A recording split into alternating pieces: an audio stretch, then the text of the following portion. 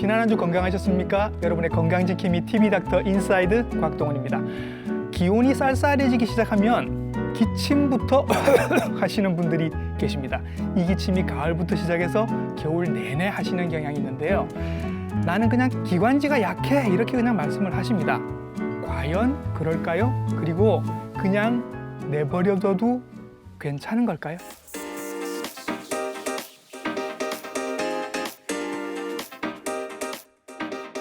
만성 기침과 천식은 현대의학에서도 굉장히 중요하게 생각을 합니다. 한의학에서는 어떻게 생각을 하고 치료를 하시는지 오늘 자세하게 알아보도록 하겠습니다. 오늘의 닥터 화면으로 먼저 인사드립니다.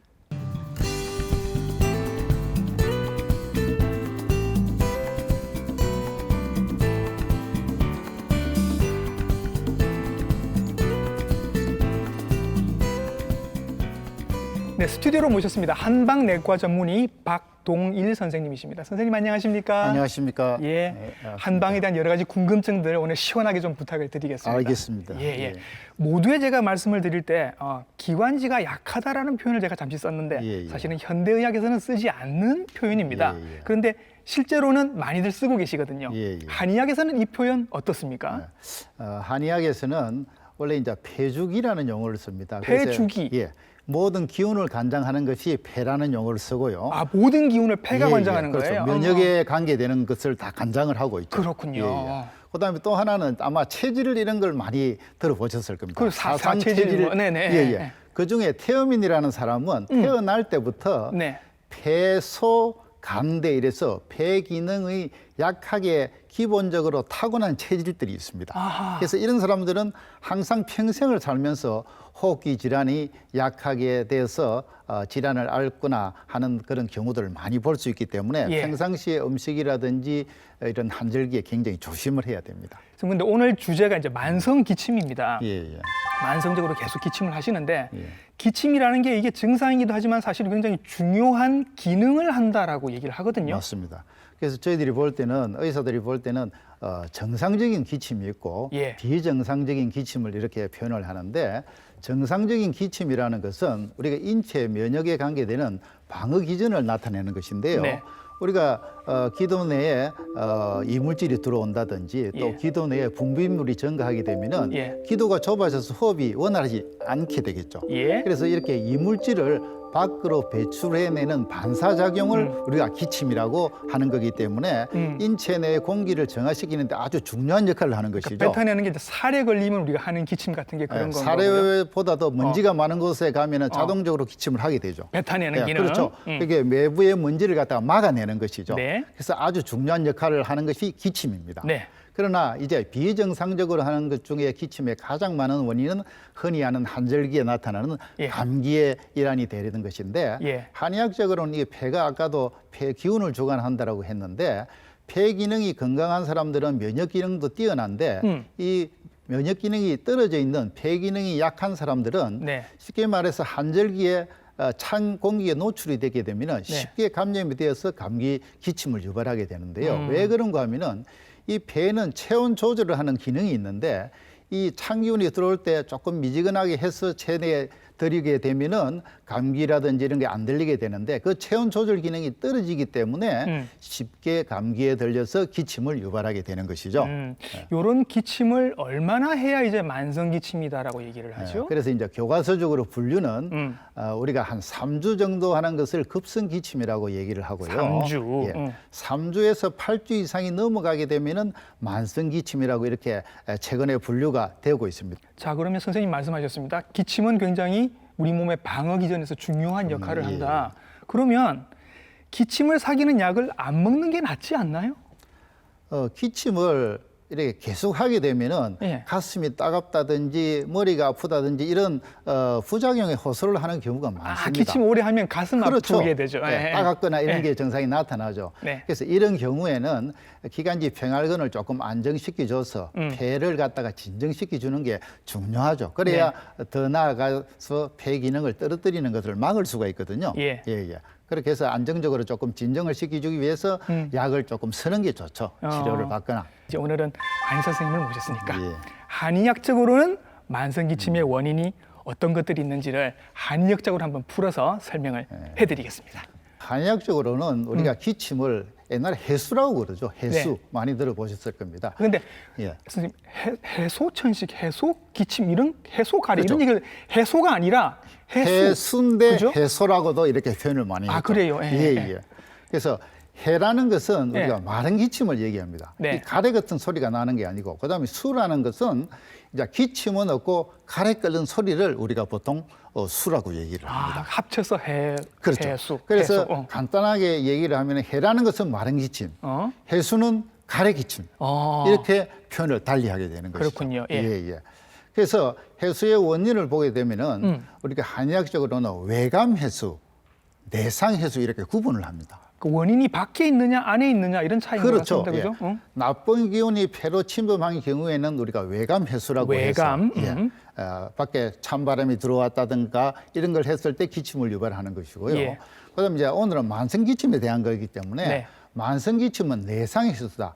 내부의 장기, 폐 기능이 약해져 가지고 발생될 수 있는 것을 우리가 내상 기침이다, 내상 해수라고 이렇게 표현을 합니다. 뭔가 무협지에서처럼 이렇게 내상을 입어서 그렇게 써서 나오는 기침이다. 내부의 손상이죠. 그걸 줄인 말이죠.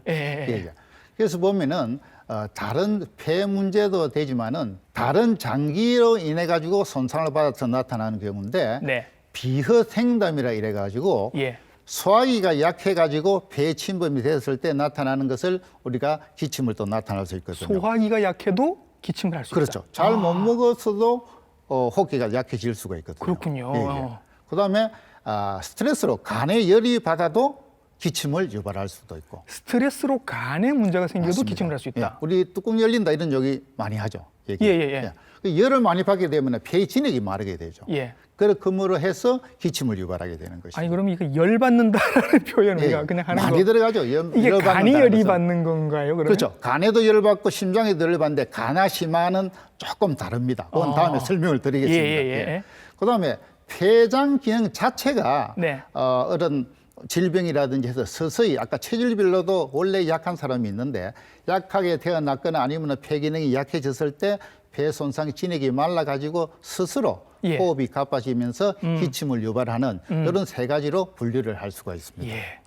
선생님 근데 딱히 뭐 폐가 약하거나 하지 않더라도 추운 겨울에 뭐 아이스크림을 먹거나 갑자기 따뜻한 데 있다가 찬 바람을 확 쐬거나 하면 기침이 나거든요. 이런 건 어떻게 해석을 하나요? 그 동의보감에도 그런 얘기가 있습니다. 동의보감이 있어요. 한문으로 이르면 형한 음냉적 상패다. 내 어렵네요. 몸이 찬데 찬 것을 먹게 되면은 폐가 손상이 돼 가지고 기침이 난다라고 되어가 있습니다. 이건 병은 아닌 거고요. 그 이제 정상이죠. 증상이다. 기침을 하게 되는 거죠. 그럴 수 있다라는 얘기인 거죠. 그렇죠. 겨울에 뭐 아이스크림을 먹거나 겨울에 차가운 냉면을 먹거나. 그럴 경우에는 몸이 찬 상태에서 먹으면 그렇게 되는 수가 있습니다. 그다음에 이런 얘기는 뭡니까? 피부나 모발에 찬 기운으로 상하게 되면 그래도 기침을 할 수 있다. 한의학에서 이제 폐주 피모라는 얘기를 했습니다. 폐하고 피부하고 모발은 아주 직결적인 관련이 있는데요. 폐와 피부와 모발. 심지어는 대장까지도 관련이 있는데요. 그래서 동의보감에 보면은 피부가 피부에 찬 기운이 들어오거나 그다음에 너무 뜨거운 열이 들어와도 기침을 유발한다라고 이렇게 설명을 하고 있고요. 그다음에 또 이제 폐 자체에 찬 기운이나 습한 기운이 침범이 되어도 기침과 가래를 유발할 수 있다라고 또 설명을 하고 있습니다. 그다음에 전신의 기가 허한 상태에서도 가로를 하게 되면은 또 기침과 가래를 유발할 수가 있는 그런 부분들이 있고 또 폐의 기능이 너무 지나치게 돼도 기침을 유발하는 경우가 있습니다. 또한 이제 폐하고 신장하고 관계는 아주 밀접한 관계가 있는데요.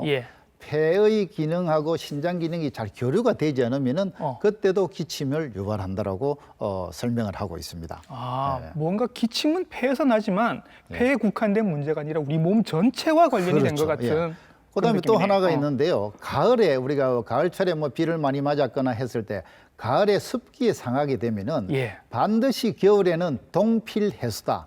반드시 겨울에는 해수를 유발한다라는 그런 용어가 있습니다. 그래서 추상, 어습, 동필, 해수 이런 용어가 있습니다. 그러면 선생님 요즘 한여름에도 추운 곳 많습니다. 에어컨 때문에. 그런 경우도 마찬가지입니까? 마찬가지죠. 그래서 환자분들이 오실 때 보게 되면은 버스를 타고 오는데 추워서 죽겠다 이런 소리를 하세요. 아하. 젊은 사람은 덥다고 에어컨을 켜라 그러고 예. 본인은 추워서 옷을 껴입고 오는데 예. 올 때마다 힘들다는 얘기고 병원에도 들어오면 선생님 에어컨 좀 꺼주세요 이런 소리를 많이 하시거든요. 예. 그래서 그런 분들은 이미 폐 기능이 떨어져 있고 폐 기능이 좀 찬 상태에서 찬게 들어오면 기침을 훨씬 더 많이 하시게 되기 때문에 항상 제가 마스크를 준비하라고 말씀을 드리고 있습니다. 어쨌거나 계절에 관계없이 맞습니다. 찬 기운, 습한 예, 기운은 예, 다 이후에 기침을 유발할 수 있다. 건강한 사람들은 괜찮은데 몸이 약한 사람들은 반드시 그렇게 해주시는 게 좋죠. 그래서 어르신들이 여름에 에어컨을 그렇게 막 피하시고 힘들어하시고 나이가 드시면 진액이 떨어지지 않습니까? 예. 진액이 떨어진다는 것은 몸의 면역 기능이 떨어진다는 이런 뜻이거든요. 예. 그래서 사실 몸의 면역 기능이 이제 떨어지면 예. 폐만 약해지는 게 아니라 다른 장기도 마찬가지죠. 한의학적으로는 조금 다르게 얘기하지만 간, 예. 비장, 신장 이렇게 맞습니다. 얘기하면 예, 예. 그런 쪽이 약해져도 기침이 생길 수 있다라고 아까 맞습니다. 말씀을 하셨습니다. 예, 예. 그럴 때 생기는 기침은 조금 다른 기침이 나옵니까? 일단 뭐 동의보감의 예를 들어보겠습니다만은 폐 자체에 문제가 생겼을 때는 기침을 하게 되면은 천식 그러니까 천식음이 그르릉그릉 소리가 많이 나고 심하면은 피를 토한다. 좀 피를 토한다는 좀 뭐 겁나는 것 같은데 무섭지. 뭐 폐기력이라든지 기관지 확장증에 보면은 네.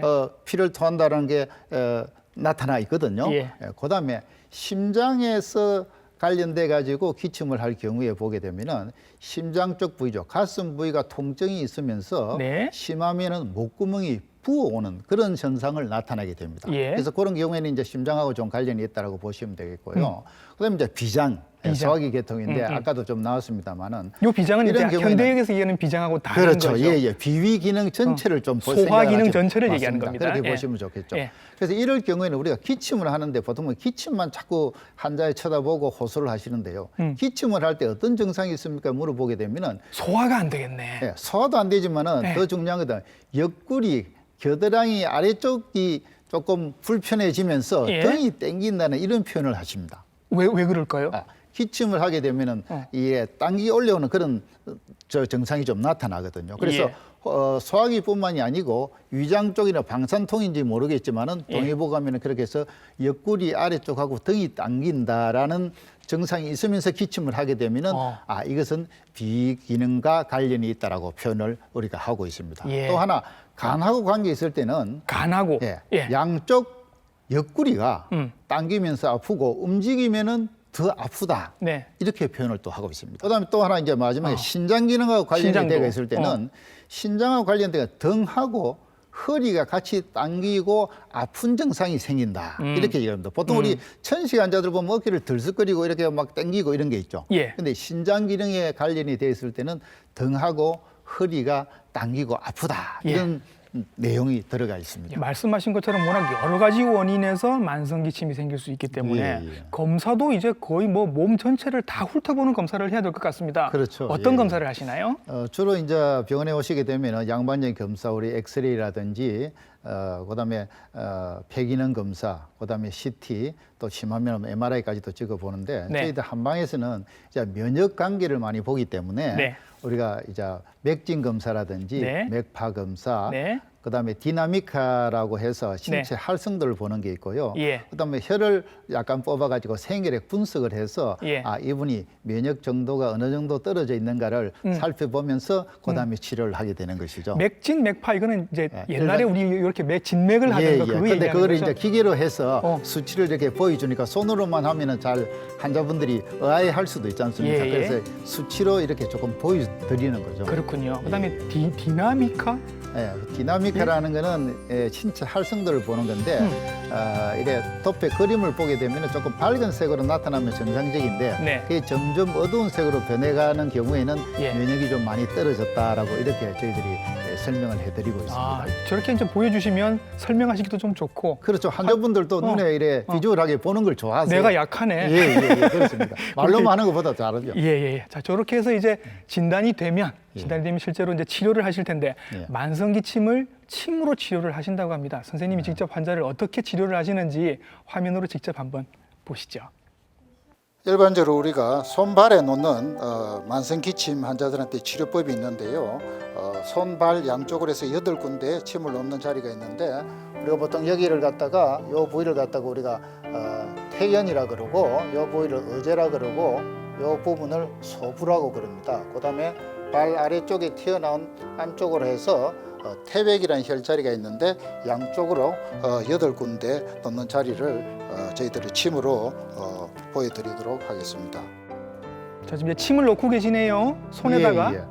일단 침을 손발에다가 놓는데 이 침법이 많이 있습니다만은 특히 저런 경우는 이제 폐정격이라 해가지고 네. 삼침 중에 하나의 치료 방법인데 호흡기가 약하다든가 기침을 할 때 그다음에 천식이 있는 경우에 놓는 혈자리입니다. 발 쪽에도 이제 쪽에 쪽태음 비경이라고 해서 태백혈이라고 해서 혈자리를 취해서 침을 놓게 되는 것이죠. 저렇게 해서 총 손발에 8군데에 그렇죠. 양쪽에 4군데씩 해서 8군데를 넣는 방법이 있고 사실은 또 다른 부위에도 더 있습니다. 다른 군데도 또 있다고 하셨으니까 저희가 지금 스튜디오에 이렇게 모형을 지금 가지고 나왔습니다. 제가 조금 설명을 드리겠는데요. 이 등 쪽으로 이렇게 보시게 되면은 저희들이 이렇게 붙여놓은 자리가 있는데 하늘색으로 보이는 자리가 폐수 또는 폐유혈이라고도 합니다. 그래서 흉추 3번과 4번 사이에 좌우로 해서 1.5촌이라는 자리에 침을 넣는데 1.5촌이라 하니까 조금 이상한데 한의학적으로 골도법이라고 있는데 집게 손가락과 중지 사이의 양쪽 거리를 한자 손에 맞추어 가지고 그 위치를 우리가 1.5촌이라고 그럽니다. 그래서 그 양 부위에 놓는 자리고요. 그다음에 흉추 4번과 5번 사이에 빨갛게 되어 있는 요 부분을 우리가 고항혈이라고 하는데요. 흉추 4번과 5번 사이에 3.5촌 되는 지점을 양쪽으로 치료를 해서 침을 놓게 되는 것입니다. 그렇게 하면은 여기에도 폐 기능을 강화시키고 또 기침이나 천식 등에 해서 호흡기 질환을 원활하게 하는데 좋은 혈자리입니다. 그다음에 또 사실은 이제 목 쪽에도 저희들이 침을 놓는 경우가 있는데요. 목에도 보게 되면 앞쪽으로 돌려보겠습니다. 천돌혈이라 해가지고 우리가 목을 이렇게 뒤로 제끼면 톡 들어가는 부분이 있습니다. 거기에도 지금 저기에 보면은 침을 놓거나 뜸을 놓는 그런 치료법을 또 병행을 하고 있습니다. 그렇군요. 네, 만성기침이랑 천식을 헷갈려 하시는 분들도 사실은 굉장히 많으십니다. 만성기침은 그냥 기침을 3주 이상 오래 하는 거고 천식은 또 천식이라는 병이 따로 있는 건데 만성기침이 이렇게 기침을 오래 하다 보면 이게 천식으로 변하는 경우도 있나요? 충분히 있을 수가 있죠. 3주 정도 하면 급성이라 그랬고 3주에서 8주 이상이 되면 만성기침이라고 했는데 이 기침을 만성기침을 잘 치료하지를 못하고 자꾸 넘어가게 되고 오래되면은 기관지 천식으로까지 유발될 수가 있습니다. 그래서 기관지 천식이라는 것은 우리가 반복적인 호흡 곤란이라든지 천명음, 특히 그릉그릉 소리라든지 이런 걸 말하는 것이죠. 그다음에 기침, 이러한 증상들이 밤이나 새벽에 증상이 더 악화된다든지 하는 경우가 많고요. 또한 흉부 압박감 등을 호소할 수도 있습니다. 그래서 이 천식에 있어서는 천명음이 가장 특징적으로 중요한 증상 중에 하나이기 때문에 잘 지켜보시고 해서 우리가 만성기침을 완전히 뿌리 뽑지를 못하면은 기관지 천식으로 갈 수 있다는 것을 반드시 인지를 하셔야 좋을 것 같습니다. 방금 이제 천명음도 말씀하시고 뭐 밤에 이렇게 기침 많이 하고 쌕쌕거리고 이런 말씀도 하셨는데 이런 특징들이 이제 다 천식의 특징입니다. 그렇죠. 이제부터는 천식을 얘기를 할 건데요. 현대의학에서는 천식을 알레르기 질환으로 보고 그 알레르기로 인해서 기도의 염증과 기도가 좁아지는 병 이렇게 봅니다. 한의학에서는 천식을 어떻게 보나요? 한의학에서는 천식을 무슨 용어 자체부터를 천증, 효천증 이렇게 설명을 합니다. 천증이라는 것은 호흡이 곤란한 것을 말하는 것이고 효천증이라고 해서 효라는 것은 가래가 끓는 소리라고 해서 그르렁그르렁 한다는 소리라든지 어떤 경우에는 뭐 톱이 갈리는 소리, 문 끌리는 소리 이렇게 해서 한의학적으로는 예거, 납거 이런 용어를 쓰기도 합니다만은 그렇게 해서 크게 나누면은 실천증과 허천증으로 크게 두 가지를 구분을 합니다.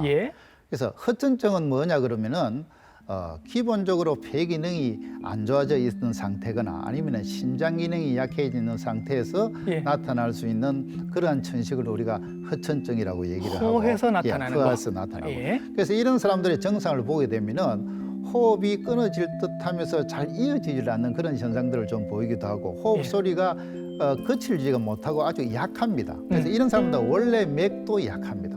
그래서 아주 원래 좀 오랜 지병을 했거나 아니면 가로를 했던 그런 사람들한테 많이 나타나는데요. 전체적으로 다 좀 다운돼 그렇죠. 있으신 분이군요. 그래서 이런 분들은 치료를 할 때 그냥 치료약만 과도하게 많이 쓰는 것보다는 폐 기능을 증강시킬 수 있는 약을 오래 써서 치료를 해야 되겠고 뭔가 좀 전체적으로 북돋아줘야 될 것 같은 느낌이 드네요. 그리고 그렇죠? 쉽게 치료가 잘 되질 않습니다. 만성은. 그와 반면에 실천증은 급성 그런 질환들이 많기 때문에 호흡 소리가 조금 거칠기도 하고 빠르고 그 대신에 이런 사람들은 숨을 한번 후 내쉬고 나면은 아주 편안해지는 그런 형태를 보이고 급성 천식은 치료도 조금 양호하게 잘 됩니다. 왜 그러냐면 찬 기운이 갑작스럽게 폐에 침범했다가 그것만 제거를 해주면은 괜찮아지는 경우가 많은데 만성으로 우리가 허천증이 같은 경우에는 정말로 천식이 오래돼 가지고 옛날에는 천망이라고 해서 치료가 안 된다고 봤거든요. 근데 교과서적으로는 가역적으로 기도 폐쇄가 돌아온다라고 이렇게 되어 있습니다. 그래서 허천증 기관지 천식을 치료할 때는 꾸준하게 정상이 호전될 때까지 지속적으로 보호해가면서 치료를 해줘야 된다는 것이 다른 방법이죠. 그러니까 한의학에서는 폐의 기운이 전체적으로 허한 거는 이제 만성적인 천식이 되는 거고 실한 경우에는 급성 천식이 된다. 이렇게.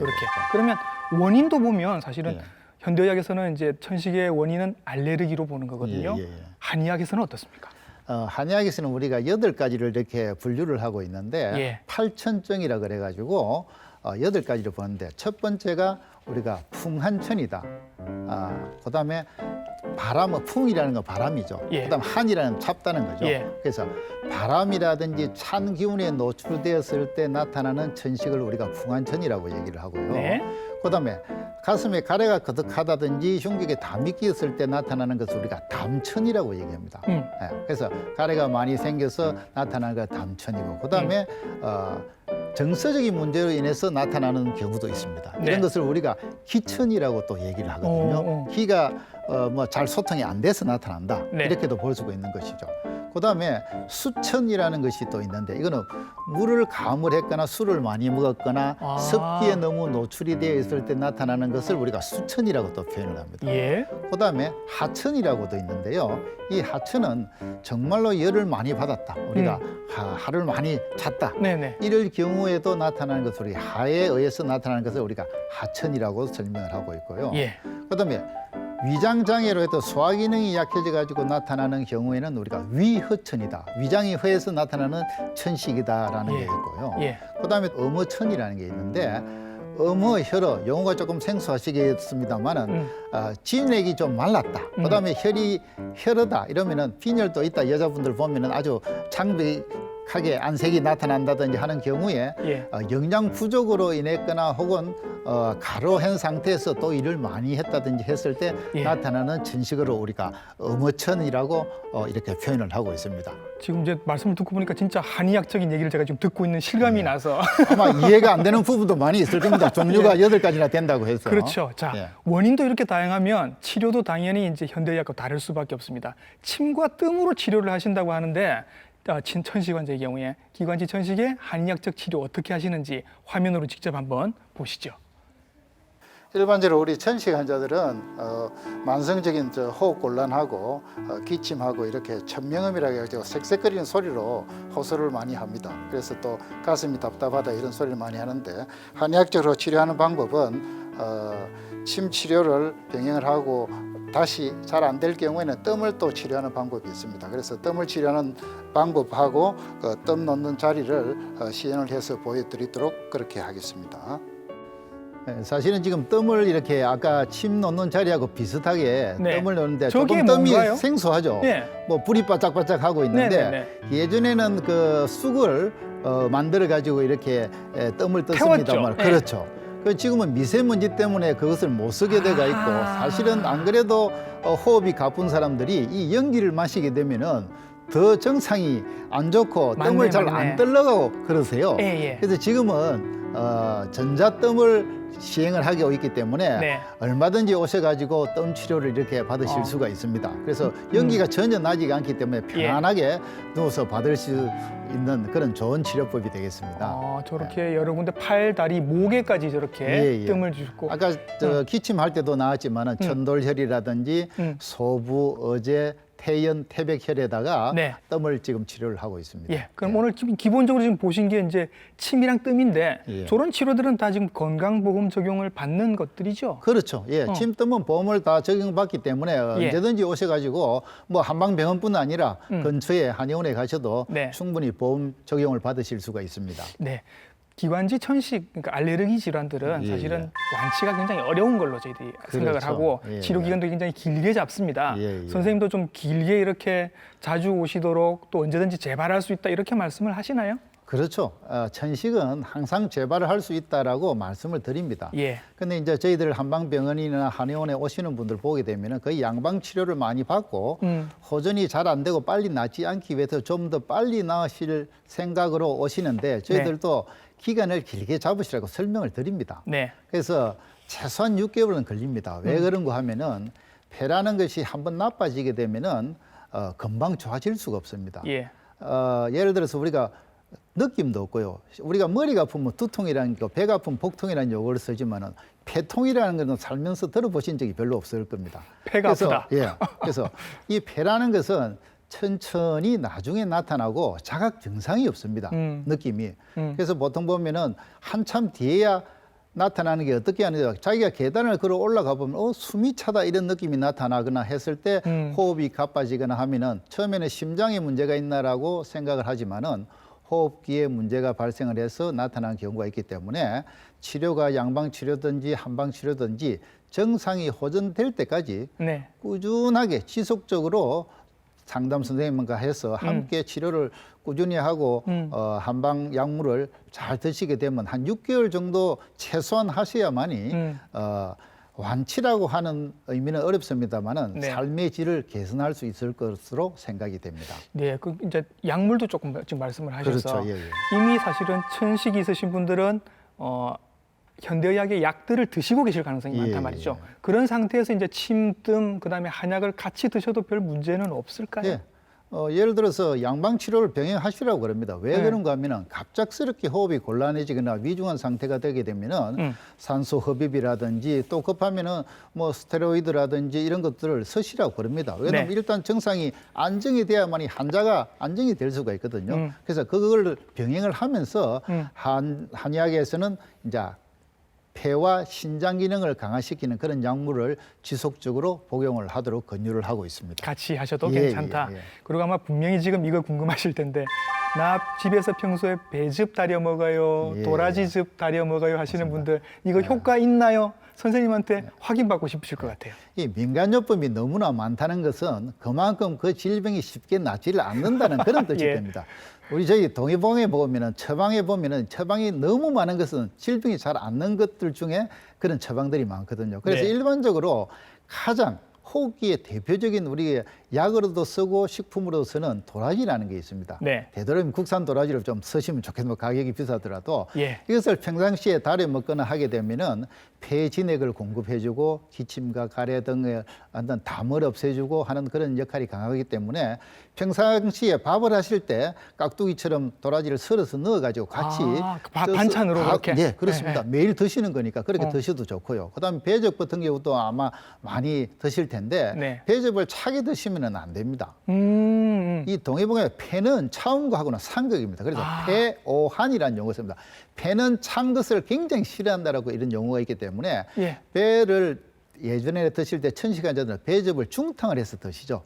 배에다가 꿀을 넣고 중탕을 해서 그 즙을 짜가지고 드시는 이런 방법을 택하시는 게 좋지. 배즙을 냉장고에 넣었다가 그대로 마시게 되면 더 폐를 나쁘게 만드는 길이기 때문에 반드시 주의를 요하시고요. 그럼 지금 즙으로 다들 포장된 거를 지금 냉장고 안에 보관하고 있을 텐데 요거를 데펴서 드셔야 된다는 뜻이에요. 아니면 실온에 두시면 되죠. 컵에 따로 넣었다가 미지근해지면은 드시도록 하는 게 가장 좋은 방법입니다. 하긴 밀봉돼 있으니까 굳이 냉장 보관을 하실 필요도 없죠. 그렇죠. 이제 여름에 너무 기간이 오래되면 모르지만 일반 지금 계절에서부터는 내년 2월 3월까지는 그냥 실온에 두셔도 괜찮을 것 같습니다. 예. 자, 이렇게 좋은 말씀을 많이 해주셨는데 분명히 지금 하고 싶으신 말씀이 더 있으실 텐데 지금 말씀 듣고 계시는 여러분들 중에 요 얘기는 잊지 마세요 하고 이제 마지막 당부 말씀을 해주시면요. 오늘 주제가 만성 기침과 천식 아닙니까? 이 만성 기침과 천식은 쉽게 잘 낫는 것이 아니기 때문에 근처에 전문의 선생님을 상담을 해서 꾸준하게 증상이 좋아질 때까지 치료를 하는 것이 가장 첫 번째고,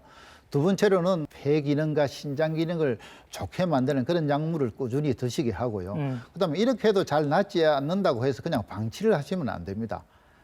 더욱더 열심히 치료를 임해야 되는데, 어떤 분들은 천식 환자들이 운동을 잘 안 하세요. 유산소 운동을 하셔야 되는데 나는 숨가쁘다고 안 하세요. 움직이면 숨이 차다 이렇게 해서 안 하신다고 그랬어요.